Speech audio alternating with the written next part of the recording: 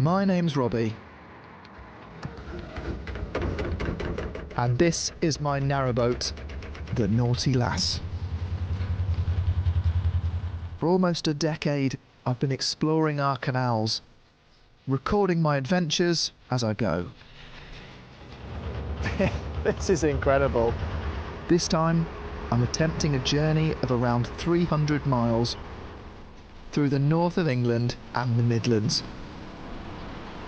From Sheffield, I'll make my way up country, joining the River Trent, and then on to the Chesterfield Canal. After Lincoln, I'll travel to Nottingham, and then onwards to Leicester, before I reach Broadston, the spiritual home for narrowboaters. All filmed during the quieter and colder months of autumn and winter. I've got my plan, but my plans don't always work out. Oh, I can hear all the gravel. I could be in big trouble. So jump on board for my Canal Boat Diaries.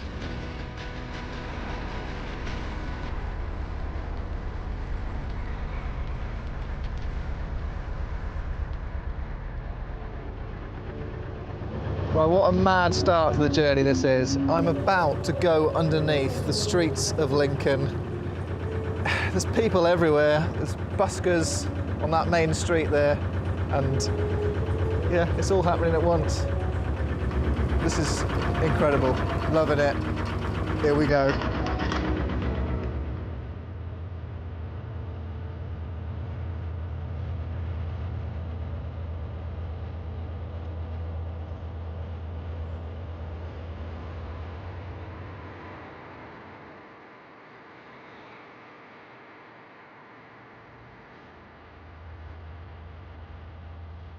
On this leg, I'm starting at High Bridge in Lincoln. I'm heading to Torksey, where I'll join the tidal Trent, and then on to Newark, before arriving in Nottingham. It's around 57 miles by boat.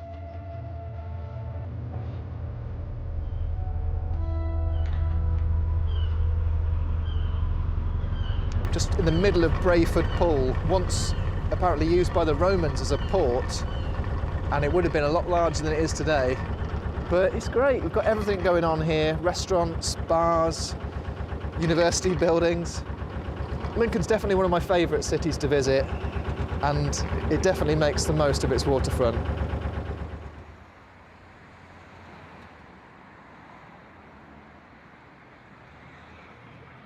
I've never thought of myself as an explorer. You know, I'm not Captain Cook, am I? I'm not discovering new continents.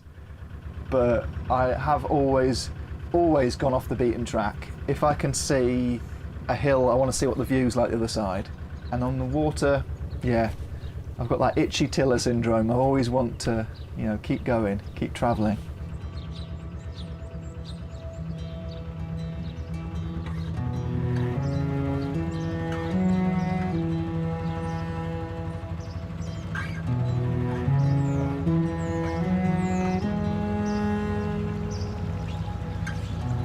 Built by the Romans, this ancient waterway connects the River Witham and Lincoln to the Trent. The story goes the Danes used it when invading England in the 11th century. I'm just about to pass by a marina that sells diesel, so I'm going to get into my tank and see how much diesel is left. I don't want to be trapped on a tidal river with not enough fuel. So let's just cut the fuel line. And then I'll quickly, I'm just floating in the middle of this navigation, get my meter rule. I know that there's 225 litres that can fit inside my tank, but the ruler that I'm going to stick in there, it's not going to measure volume, it's just going to act as a dipstick. It has dropped some way. I think I'm going to need to pick up some diesel, pretty sharpish. Don't want to get caught out.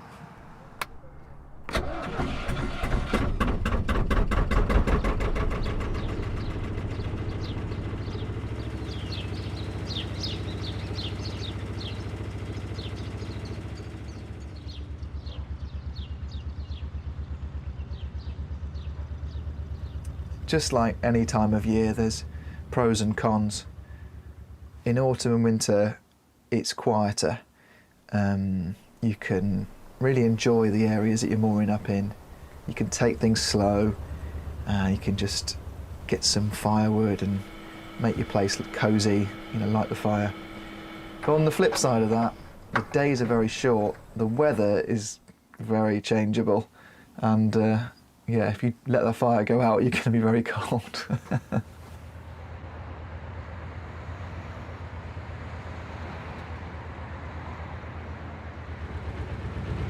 I've made it to Saxby.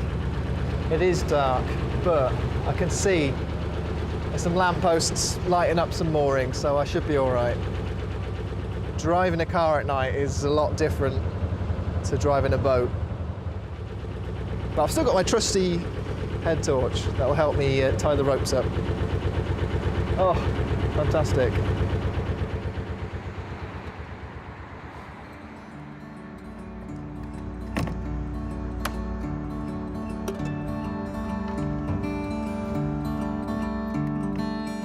When it comes to relaxing on my boat, after a long day of cruising or going through locks, whatever it is, I just want to veg out and play computer games or stare at the screens. But tonight I've put all that stuff in a box and going right back to basics. I've even lit some candles and tidied the place up. So I'm actually quite chilled out now, I'm a bit exhausted. Yeah, it's just quite nice to sit by the fire, just read a book, have a cup of tea and maybe some biscuits as well.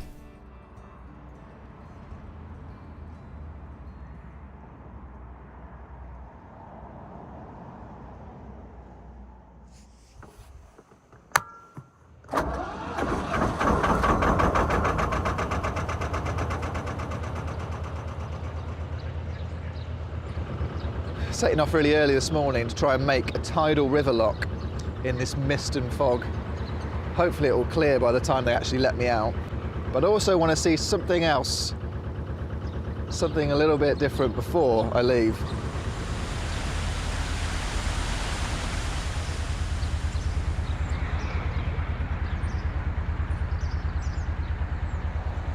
I choose to live this life and I feel like I'm in control, even though there's a thought at the back of my head saying, you can't afford a house. It's like, well, actually, I don't want a house. I'm fine with it. You have to come to terms with things, don't you? Appreciate what you got. Easier said than done, but that's the ticket. Right, here I am at Tuxie Lock. I can see the red light of the lock ahead of me saying I can't go through just yet. In fact, I'm here with plenty of time. So I can have a little wander, have a little explore, see what I can find.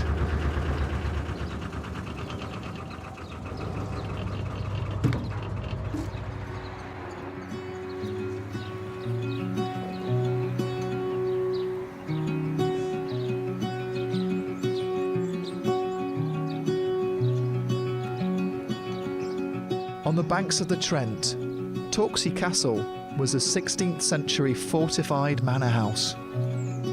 It was lived in for less than 100 years before falling victim to the English Civil War, being burned down by royalist soldiers.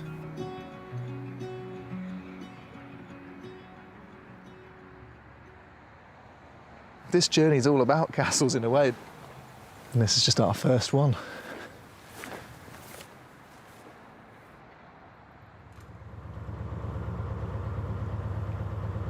Back at the lock, the green light means I can move on. Thankfully, there's some help on offer.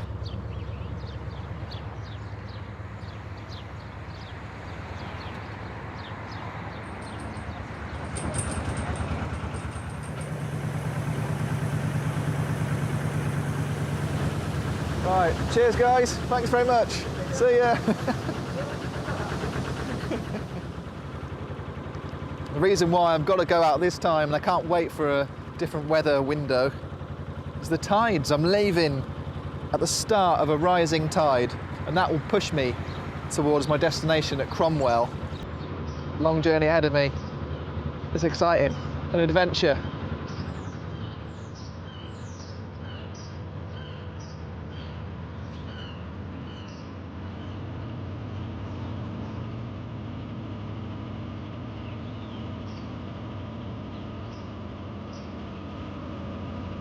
I've run aground on the river before and it's given me a much greater care and respect for rivers, so I'm really looking out for shoals and sandbanks, sunken islands, all these sort of obstacles.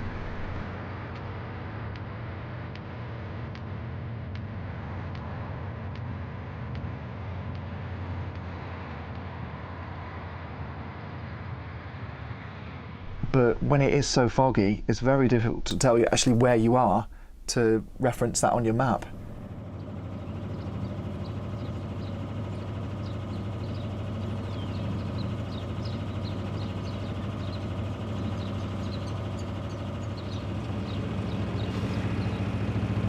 Oh, this is cutting it fine. The lockkeeper's on till 4. It's 5 minutes to 4 now, but I can just see the lock just round the corner. Oh, I think we're going to make it. But there's so much water, fresh water coming the other way.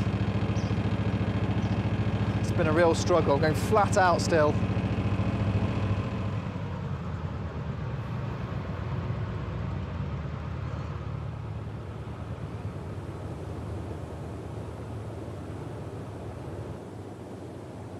Oh, man, I've just noticed the engine temperature soared up. Over 100 degrees. Oh man. Well, nothing's on fire, so that's a good thing. But it's never been this hot before. I've really worked this engine. And as soon as we've gotten off the river, residual heat just kept on going. And yeah, I'm not even gonna go near it. You've done well, old girl. You've done very well. Just keep your cool for now.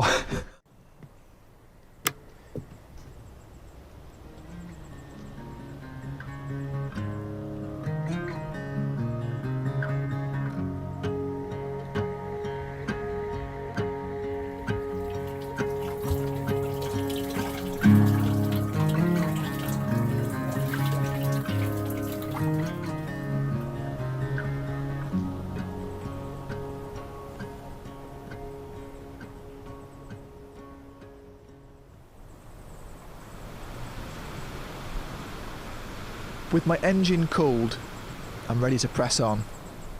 But there's been heavy rainfall further north and the river has risen.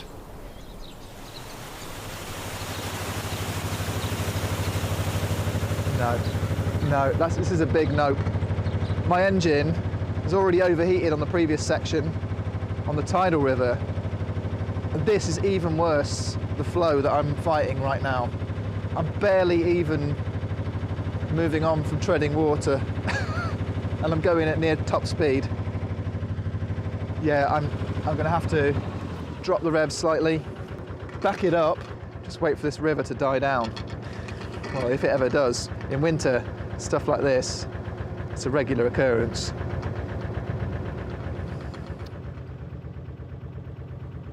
As a boater, you can at times underestimate things, such as the flow of a river, and boy did I get that wrong.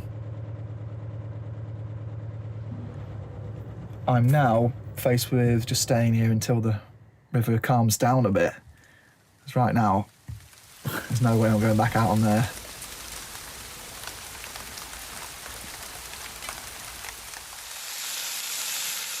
Sometimes boating requires patience, as now and again you can be in for a long wait.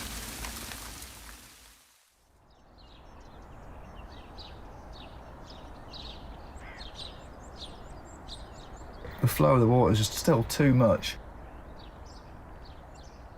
The highlight of my day is seeing what size bit of wood floats past. That's about it, really.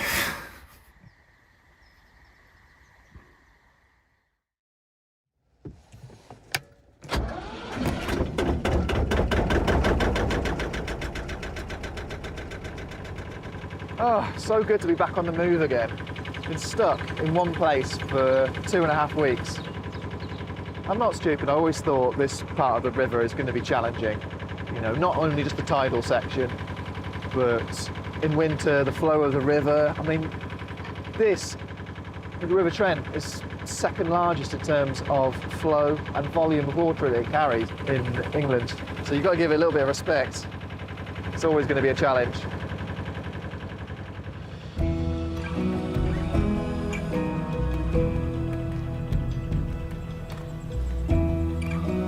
From here at North Muscombe, I'm heading to Newark, and then on to my destination of Nottingham. I've got about 28 miles to go. I've been doing a little bit of research, as you do, looking down on the map, and right next to the river here is a fishing lake. There's actually a boat graveyard as well.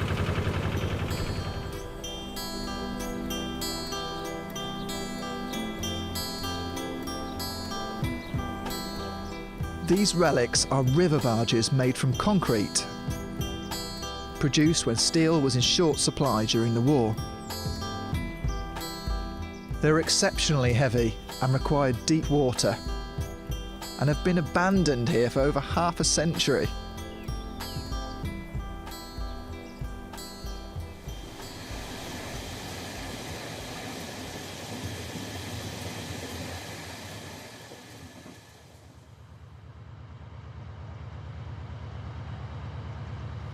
I don't think I would have coped with living on a canal boat back when they were used for work. In winter, how tough would that be? Living with your family all crammed in at the back.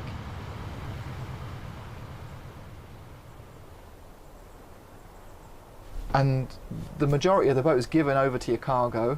You've got a horse to look after, which is churning up the towpath and making it all muddy. It would just be so difficult.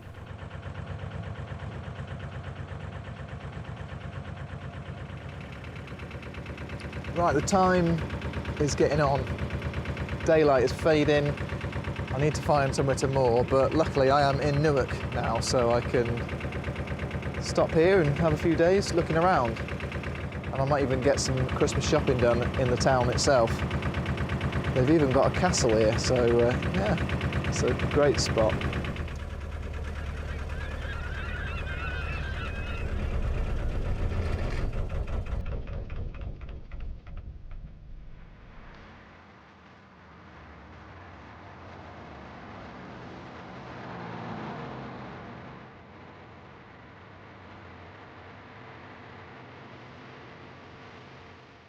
Known locally as the Guardian of the Trent, Newark Castle stands proudly on the riverbank. Built around 900 years ago, it's weathered many historic storms.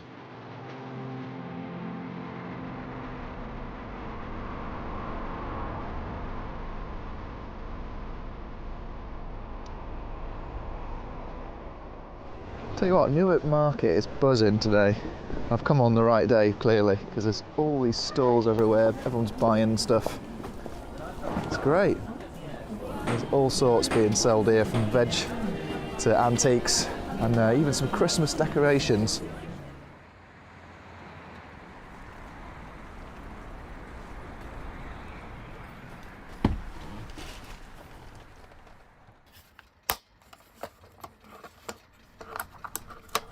Traditionally in my family, the Christmas tree would go up on Christmas Eve, and that's because I grew up on a garden centre.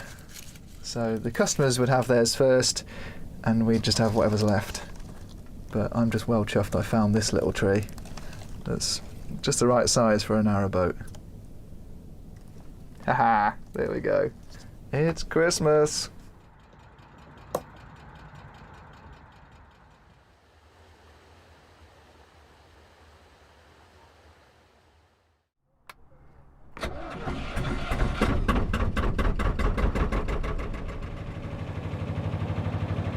just leaving Newark now. Spent a few days here, and it's been a tough old journey getting here, but I've got some extra challenges ahead in terms of a lock that is supposed to be closed for about a month, but I've got a window of opportunity where a work boat is going to go through, and I'm going to try and join them if I can.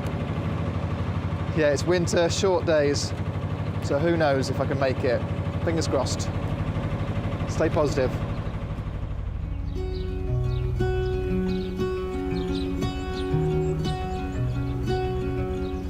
Trent River barges like this one, called Leicester Trader, once carried everything from tobacco leaves to cement between the Humber ports and the city of Nottingham. Hey Robbie, how you doing? It's great to see. Les, the owner there, who's just given us a wave, he's keeping this thing going. And it's also a museum as well, so you can have a good old look around if you want to.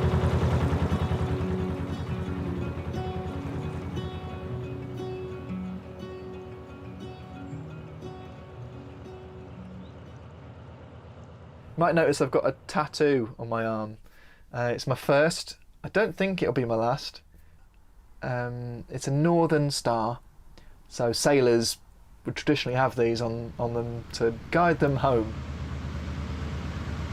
But for me, it means a little bit more than that, because my boat's name, when it was first built, was Northern Star. So another reason why I had it done. Plus, I turned 40 this year, and yeah, a bit of a midlife crisis, I guess.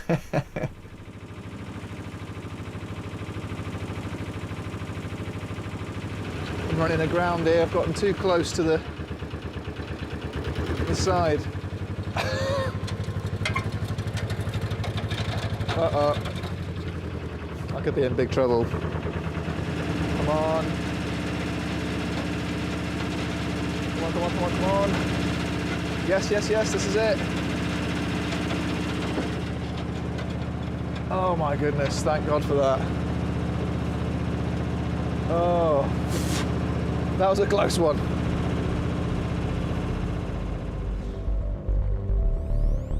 It just goes to show how the river can catch you out, especially when you've had a long day on the tiller.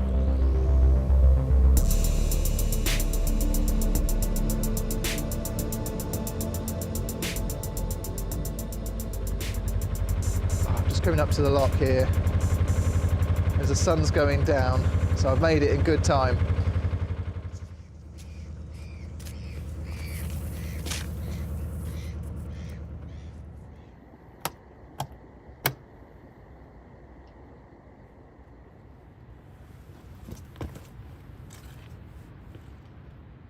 I've got a message on my phone from the project manager saying all good to go for tomorrow, so I'm well happy that I'll actually be able to get through this lock.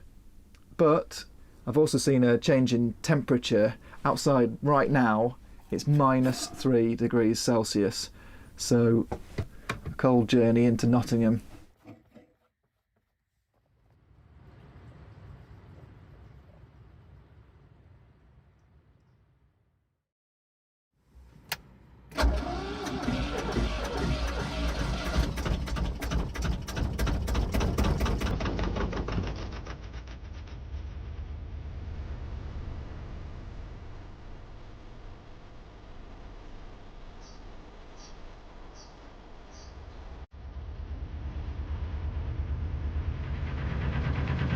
This lock still being worked on, still being fixed, but today they're letting me through because there's a work boat that's going to come in as I leave, so that's why I'm allowed to go through today.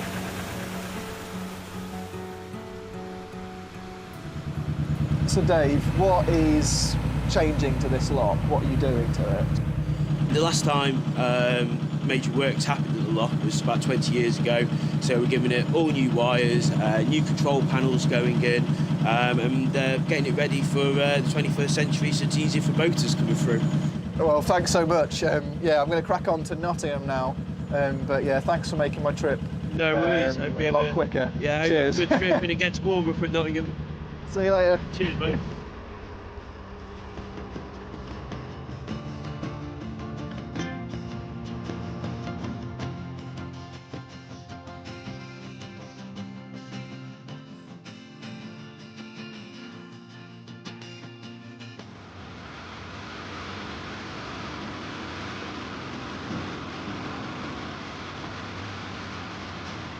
Built on former gravel works and using water from the Trent, this has been the training ground for many of the world's top freestyle kayakers.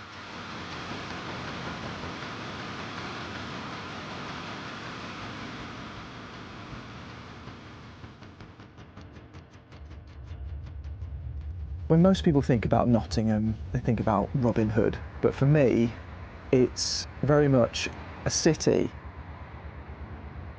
that is intertwined with the history of canals. There's some great moorings here and also some really fantastic historic pubs, some of the oldest in the country.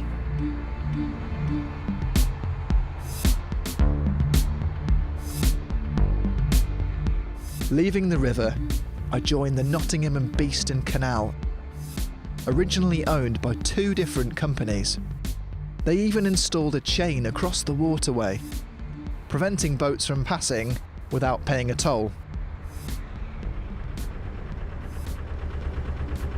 It's nice to be back on a canal and also back in a city as well. I do love being out in the middle of nowhere on my own, but it's nice to see people again and be close to facilities and be able to actually buy some supplies. But look at this.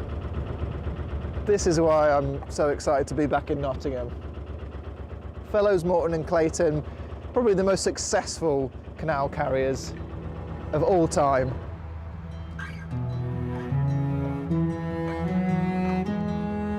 Not only have you got this incredible building here, but it's right next to the British Waterways building, which is just such a sight to see.